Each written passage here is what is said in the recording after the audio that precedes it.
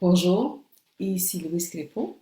Nous continuons notre étude des béatitudes et celle que nous voyons aujourd'hui, c'est celle qui est contenue dans Matthieu, le chapitre 5, le verset 4, et aussi à la fin du 21e verset de Luc 6.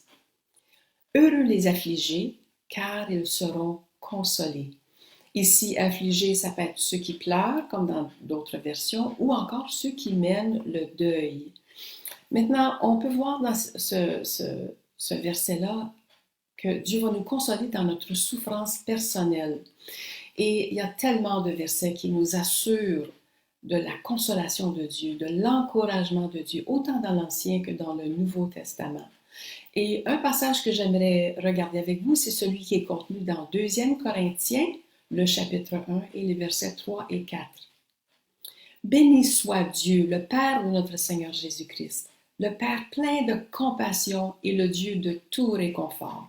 Il nous réconforte dans toutes nos détresses afin que nous puissions réconforter ceux qui se trouvent dans la détresse grâce à l'encouragement que nous recevons nous-mêmes de la part de Dieu.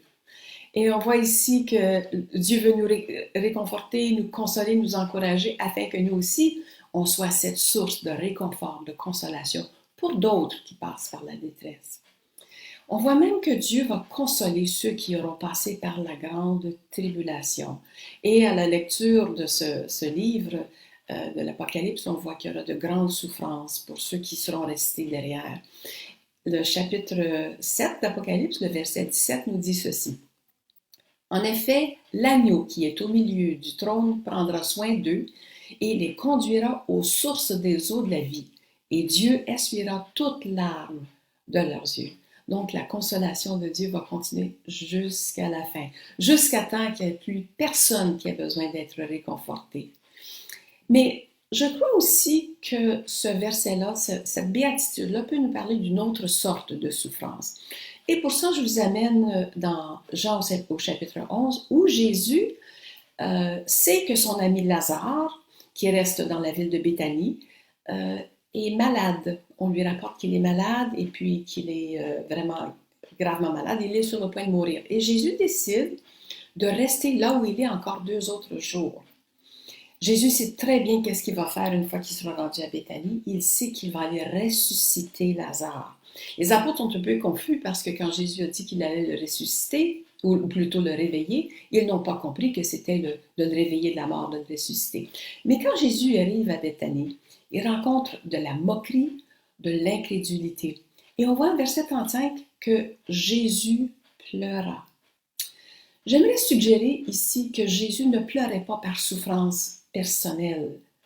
Jésus savait d'avance qu'est-ce qu'il ferait. Il savait d'avance que Dieu entendrait sa prière et que Lazare serait ressuscité des morts. Donc, pourquoi est-ce que Jésus pleura? Laissez-moi suggérer ici que quand Jésus a vu la moquerie, il a vu les gens autour de lui qui ne se confiaient pas en Dieu, qui n'étaient pas conscients que Dieu avait un plan, que Dieu était réel, que Dieu voulait les sauver, eux, personnellement, autant que ressusciter Lazare, c'est ça qui lui a infligé cette souffrance personnelle. Jésus savait que les gens avaient besoin de se tourner vers Dieu et c'est pour ça que la condition humaine attristait Jésus de voir les gens s'enberger sans espoir. Mais nous avons cet espoir en Jésus et nous savons que Dieu va consoler toutes nos tristesses, toutes nos détresses. Donc, ce que j'aimerais vous suggérer comme devoir, c'est de regarder le psaume 126, les versets 5 et 6. Ceux qui sèment avec larmes moissonneront dans la joie. Ceux qui marchent en pleurant avec un sac de semences reviendra avec joie en portant ses gerbes. C'est une image ici qui nous amène à partager la parole, de semer dans la vie des gens pour être pour eux aussi une source d'encouragement. Donc, à regarder ces versets, j'aimerais vous suggérer de passer quelques moments à demander quelle est votre part, quelle est notre part de semer autour de nous la joie et la consolation de l'Éternel, parce qu'on sait que lui veut nous consoler personnellement. Prions. Seigneur grand Dieu, merci que tu es la source de tout réconfort, de tout encouragement. Et Seigneur, je te prie pour ceux qui sont dans l'abattement présentement, ceux qui souffrent, ceux qui pleurent, que ce soit pour une raison personnelle ou qui pleurent pour quelqu'un d'autre. Je te prie de relever leur tête, je te prie de consoler leur cœur, afin qu'eux aussi deviennent une source de consolation pour quelqu'un d'autre. Père, nous t'avons demandé toutes ces choses pour la gloire de ton nom, au nom de Jésus. Merci d'avoir été là et je vous dis à la prochaine.